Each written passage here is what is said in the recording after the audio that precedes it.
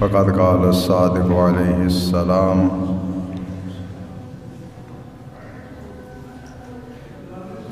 وترك الصلاة متعمدا أو شيئا مما فرض الله لأن رسول الله صلى الله عليه وآله وسلم قال من ترك الصلاة متعمدا فقد برئ من ذمة الله وذمة رسول الله صلى الله عليه وآله وسلم۔ گناہان کبیرہ کے سلسلہ میں ترک واجب کا موضوع خطبہ تھا کہ اللہ پاک نے جن چیزوں کو فرض قرار دیا ہے، واجب قرار دیا ہے، ان کو عمدن چھوڑ دینا، جان بوجھ کر چھوڑ دینا، یہ گناہان کبیرہ میں سے شمار ہوتا ہے۔ اس حدیث مبارک کو آج پھر اس لیے تلاوت کیا ہے کہ اس کے آخر میں جو تعبیر ہے وہ تعبیر بڑی سخت ہے کہ حضرت نے ارشاد فرمایا، سرکار کائنات سرکار دو عالم صلوات اللہ علیہ وآلہ کا فرمان مبارک ہے کہ جو جان بوجھ کے نماز کو ترک کرتا ہے، انجام نہیں دیتا، وہ اللہ کے ذمہ سے بری ہو جاتا ہے اور رسول اللہ صلی اللہ علیہ وآلہ وسلم کے ذمہ سے بھی بری ہو جاتا ہے۔ یہ وہی براءت ہے جو ہم دشمنان آل بیت علیہ السلام سے اظہار کرتے ہیں، یعنی ہمارا ان سے کوئی تعلق واسطہ نہیں ہے، ہم ان کی کسی بات کے ذمہ دار نہیں ہیں، جسے آپ یہ اس میں تھوڑی سی شدت ہے، بائیکاٹ کہتے ہیں کہ کوئی تعلق واسطہ نہیں۔ پرانے زمانے میں ہوتا تھا کہ وہ برادری کے جو بھی مقرر کردہ اصول ہوتے تھے، جو ان کو کراس کرتا تھا، پوری برادری اس سے بائیکاٹ کر دیتی تھی، یعنی اس سے لین دین بند، تعلقات ختم، خوشی غمی ختم۔ بیزاری جسے کہتے ہیں، بیزاری، یہ جو ہم تبرہ کہتے ہیں، یہ کوئی گالیاں دینے کا نام نہیں ہے۔ تبرہ ہے بیزاری کا اظہار کرنا کہ ہم اس فریق سے یا اس شخص سے بیزار ہیں، ہمارا کوئی لنک تعلق نہیں ہے، کوئی رابطہ نہیں ہے۔ تو یہ براءت یا بیزاری یا بائیکاٹ، قطع تعلق، یہ بہت سے دیگر بھی گناہ ہیں جن کے متعلق یہ کلمہ وارد ہوا ہے۔ اس کا مطلب ہے وہ سب گناہ خطرناک ہیں کہ ان کے ارتکاب کرنے سے انسان اللہ کے ذمہ سے بری ہو جاتا ہے، سرکار دو عالم صلوات اللہ علیہ کے ذمہ سے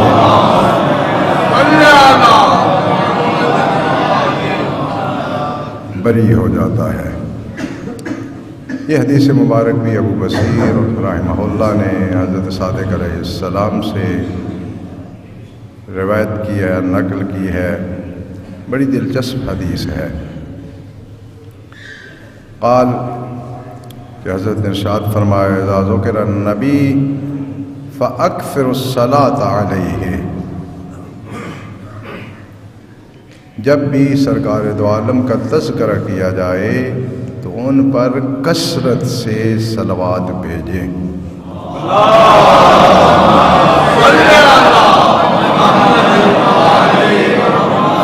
فَأَكْثِرُوا الصَّلَاةَ عَلَيْهِ، کثرت سے۔ اس کے بعد حضرت نے یہ صلوات جو ہم پڑھتے ہیں اور معمولاً لوگوں کا یہ زور ہوتا ہے کہ زور سے بلند آواز سے پڑھیں. بلند آواز کی ضرورت نہیں ہوتی، صلوات پڑھنی ہوتی ہے. بالخصوص اگر آپ محضر آئمہ میں پیش ہوں، مولا کی زری کے سامنے ہوں، تو پھر بلند آواز سے پڑھنا ناجائز ہے. کیونکہ قرآن کی صریح آیت ہے کہ سرکار دو عالم کے آواز سے کسی کو بلند تر آواز کرنے کا حق حاصل نہیں ہے.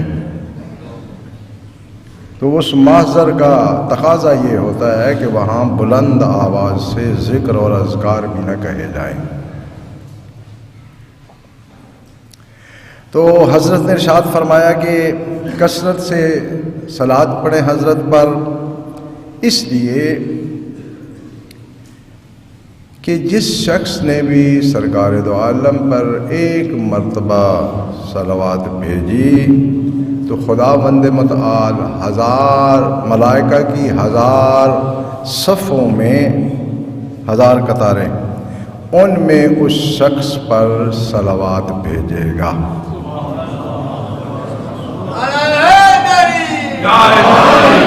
اب جب اللہ کسی پہ صلوات بھیجے تو پھر وہ ملائکہ ان کی 1000 صفیں ملائکہ کی ان میں صلوات بھیجے گا، یعنی ان کو سنا کے اس شخص پہ صلوات بھیجے گا.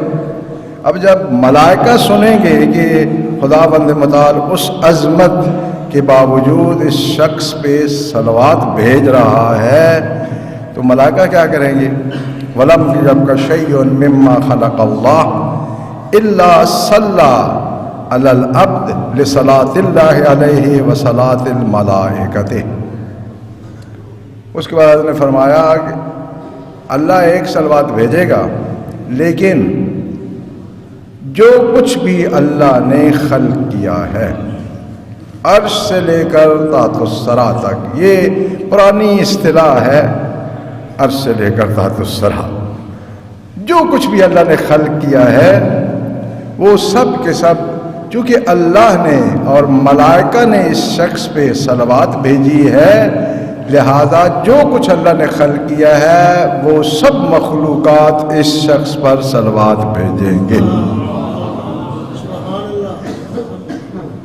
ایک مرتبہ صلوات پڑھنے کا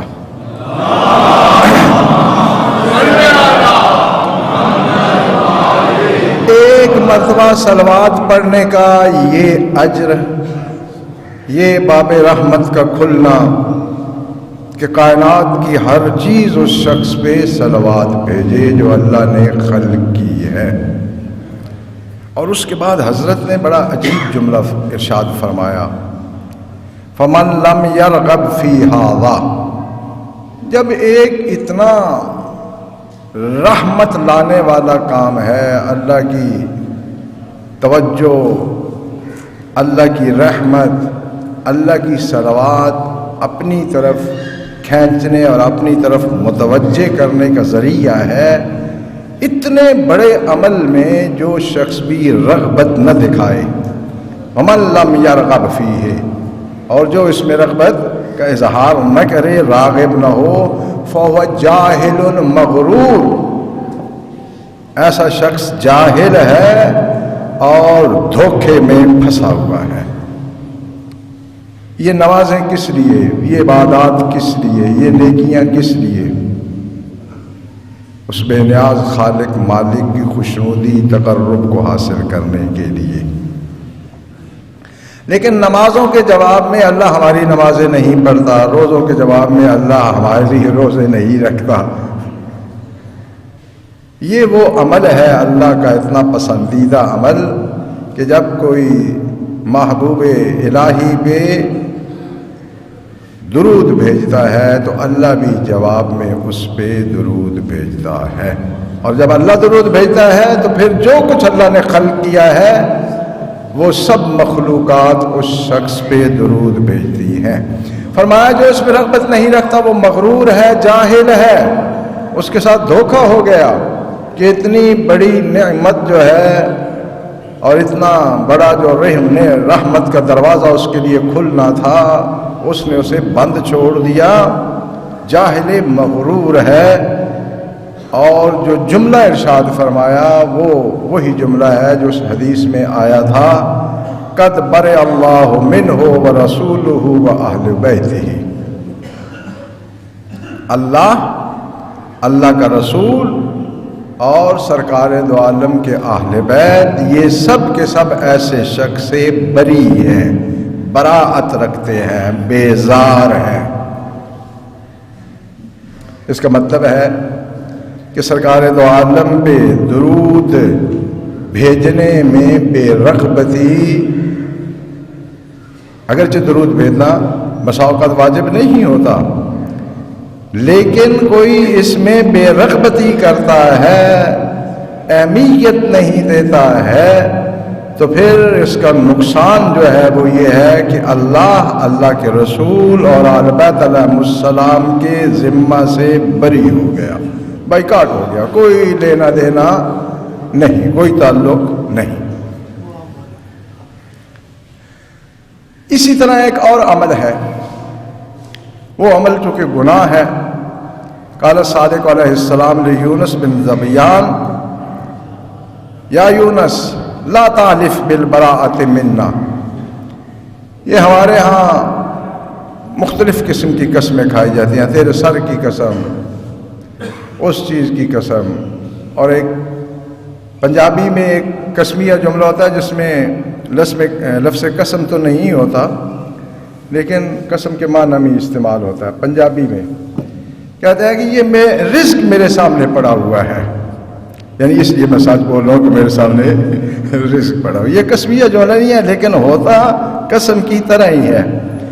یا ایک اور کہ انگنے چھت کے نیچے بیٹھا ہوں، کہ یعنی جو میرے سر پہ چھت ہے نا، پتہ نہیں ہے کہ اس میں بالے کتنے ہیں، شتیر کتنے ہیں. یہ بھی ایک قسم کا لہجہ ہے پنجابیوں کا، کہ لہذا اس لیے میں سچ بول رہا ہوں جو کہ انگنے چھت کے نیچے بیٹھا ہوں. تو اسی طرح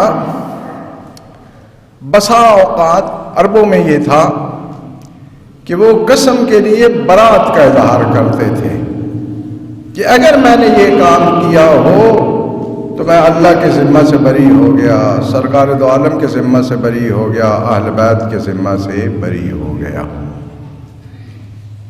یا اگر میں یہ کام کروں تو میں ان تمام کے ذمہ سے بری ہو گیا. برات. تو حضرت نے ارشاد فرمایا کہ کبھی بھی ہم سے برات اور بیزاری کے ساتھ قسم نہ اٹھائیں کہ اگر میں نے یہ کام کیا تو میرا اہل بیت علیہ السلام کے ذمہ سے میں بری ہو گیا، میں بیزار ہو گیا. یہ قسم نہیں اٹھانی. کیوں؟ فَإِنَّهُ مَنْ حَلَفَ بِالْبَرَاءَةِ صَادِقًا بِالْبَرَاءَةِ مِنَّا صَادِقًا کانا او کاذبا فقد برئ منا.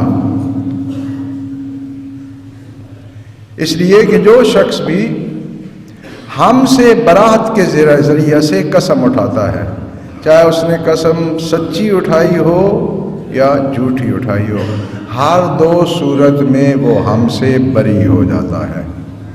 لہذا برات والی قسم نہیں اٹھانی. سچی اٹھائیں، جھوٹی اٹھائیں، قسم کی پابندی کریں نہ کریں، یہ قسمیہ کلمات کہے تو اہل بیت علیہ السلام سے برات ہوگی. اور یہی حق تعالیٰ کی نسبت بھی حدیث میں وارد ہوا ہے. آپ ہی نے ارشاد فرمایا کہ من برئ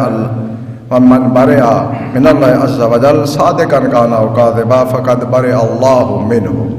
جو اللہ سے برات کی قسم اٹھاتا ہے، سچا ہو یا جھوٹا ہو، اللہ جو ہے اس سے بری ہو جاتا ہے، پھر اللہ کا اس سے کوئی لنک رابطہ نہیں رہتا. اور ایک اور عمل ہے جو اس زمانے میں بھی ہمارے ہاں بہت چلتا ہے، بڑی اہمیت دی جاتی ہے. یہ ہاتھ دیکھنے والے اور نجومی حضرات کاہن ہوتے تھے پرانے زمانے میں جو خبریں دیتے تھے، ان کے پاس سے ہم خبریں وصول کرتے ہیں. کچھ نہیں ان پہ یقین کرتے ہیں، کچھ گپ شپ لگانے کے لیے ان سے باتیں کرتے ہیں، حالات آئندہ کے پوچھتے ہیں. لیکن یہ معمولی سا عمل خداوند متعال کو انتہائی ناپسندیدہ ہے۔ یہ بھی سرکار دو عالم سے حدیث ہے جو حضرت صادق علیہ السلام نے نقل فرمائی ہے۔ یہ حدیث مناہی ہے، من لا یعذر الفقیہ میں حدیث مناہی بہت تفصیلی ہے، طولانی ہے۔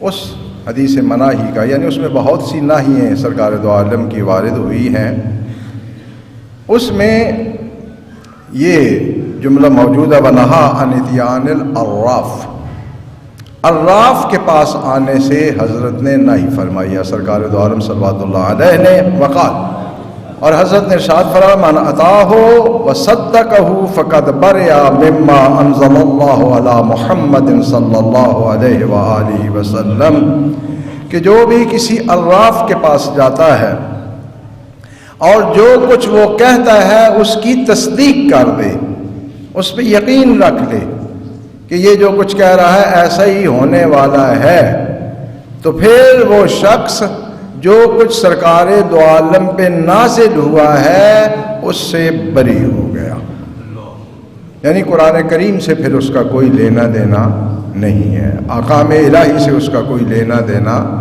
نہیں ہے۔ لہذا خدا را ایسی گپ شپ بھی نہ لگائیں۔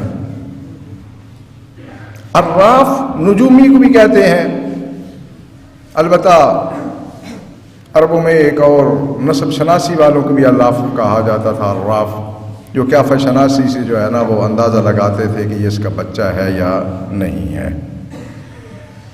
اور اسی طرح کہانت کے متعلق بھی یہی ہے کہ جو کہانت کرتا ہے یا جس کے لیے کہانت کی جائے، یعنی اسے جا کہے کہ میرے لیے کچھ خبریں دیں، تو اس کے متعلق بھی حضرت نے ارشاد فرمایا کہ فقط برئ من دین محمد صلی اللہ علیہ وآلہ وسلم، ایسا شخص بھی دین الہی سے بری ہو جاتا ہے، اس کی برات ہو جاتی ہے دین سے پھر اس کا کوئی تعلق نہیں رہتا۔ اور ایک بڑی شاید ہمارے مزاجوں کے مطابق کافی سخت حدیث، یہ حدیث جو ہے وہ حضرت کاظم علیہ السلام نے اپنے آباء و اجداد سے سرکار دو عالم سے یہ روایت فرمائی ہے امام موسیٰ کاظم علیہ السلام نے، کہ فرمایا کہ یہ تھوڑا سا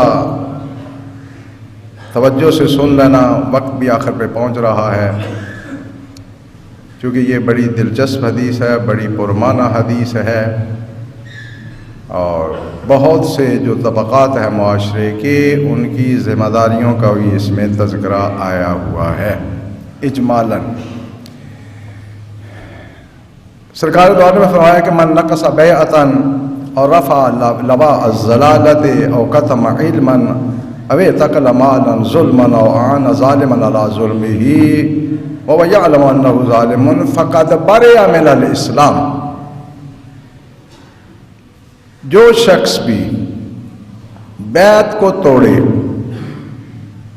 ذرا کہ ہمارے ہاں بیعت جو ہے وہ صرف معصوم کی ہو سکتی ہے، غیر معصوم کی بیعت نہیں ہو سکتی، یا گمراہی کا علم بلند کرے،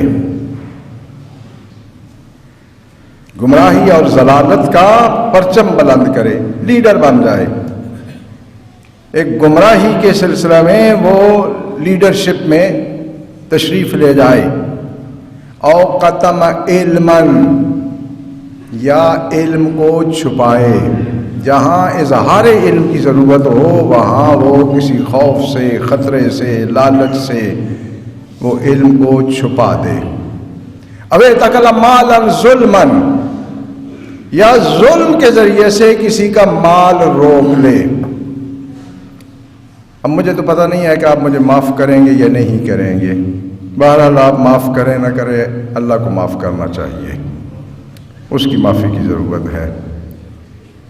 یہ ہم رشتہ داروں کے ساتھ یہ ظلم کرتے ہیں، مشترک ہوتی ہے جہاں پہ بھی کوئی ملکیت سالوں نے لٹکائے رکھتے ہیں، ان کا حق انہیں نہیں دیتے،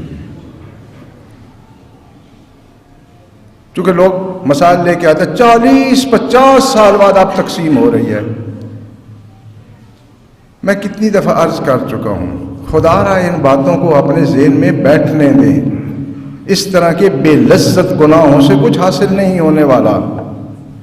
جب بھی کوئی بندہ آخری سانس لیتا ہے اور اس کے بعد اس کی سانس رک گئی، نبض چلنا بند، اسی وقت ایٹومیٹک خود بخود جو اللہ نے وراثت کی تقسیم کی ہے اس کے مطابق جو جتنے کا مالک بنتا ہے وہ ملکیت اس کے ملک میں چلی جاتی ہے۔ آپ انتقال کروائیں نہ کروائیں، جو وارث ہوتے ہیں نا، جتنا اس کا اس جائیداد میں یا اس باقی ماندہ شے میں حصہ ہے وہ اتنا حصہ اس کے ملک میں خود بخود چلا جاتا ہے۔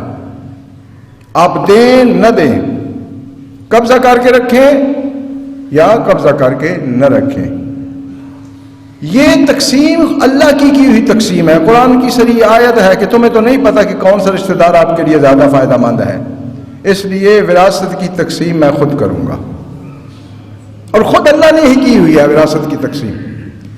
چونکہ فقہی طور پہ کبھی بھی مال بغیر مالک کے نہیں ہو سکتا۔ جو ہی بندہ مرتا ہے تو وہ اب مالک ہونے کی صلاحیت نہیں رکھتا، مال اس کا ہے۔ اگر وہ فوراً تبدیل شفٹ ہو کے اس کی ملکیت اس کے وارثوں تک نہ جائے تو مال بلا مالک ہو جائے گا۔ یہ اس وجہ سے جو ہی اس کی آخری سانس ختم ہوتی ہے خود بخود وہ مال جتنا جتنا کسی کا حصہ بنتا ہوتا ہے اس کے مطابق وہ ان کی ملکیت میں داخل ہو جاتا ہے، اور داخل بھی اس طریقے سے ہوتا ہے، خدا را اسے سمجھنے کی کوشش کریں، بالکل اس پہ عمل نہ کرنا۔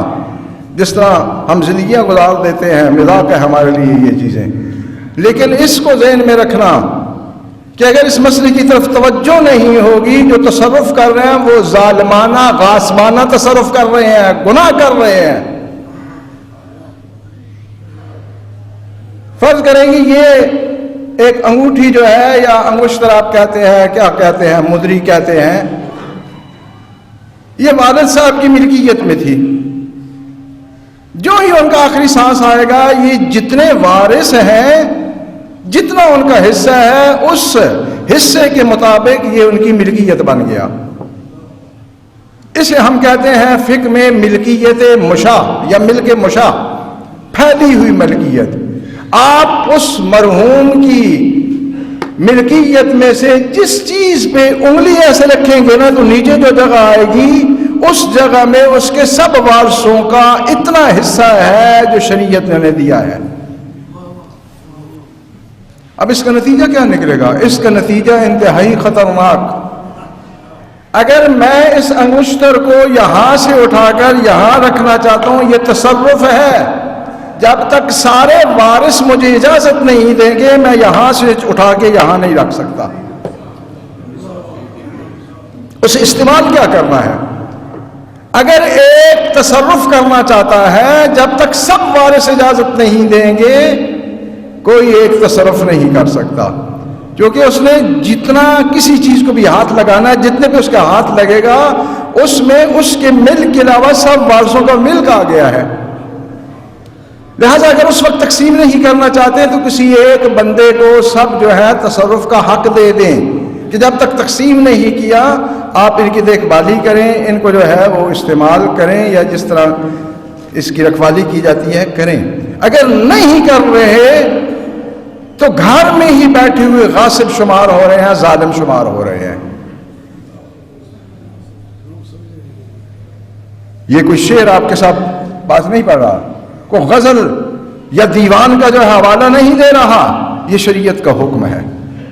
40 سال ایک بھائی جو ہے، چونکہ میں بڑا ہوں تو بڑا ہے تو اللہ کے حکم کو تبدیل کر سکتا ہے۔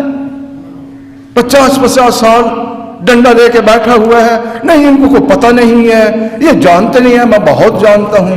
بھائی آپ اپنا جاننا آپ اپنے پاس رکھیں، آپ اس جاننے کے ذریعے سے احکام الہی کی قتل و غارت کر رہے ہیں، آپ کو شرم نہیں آ رہی؟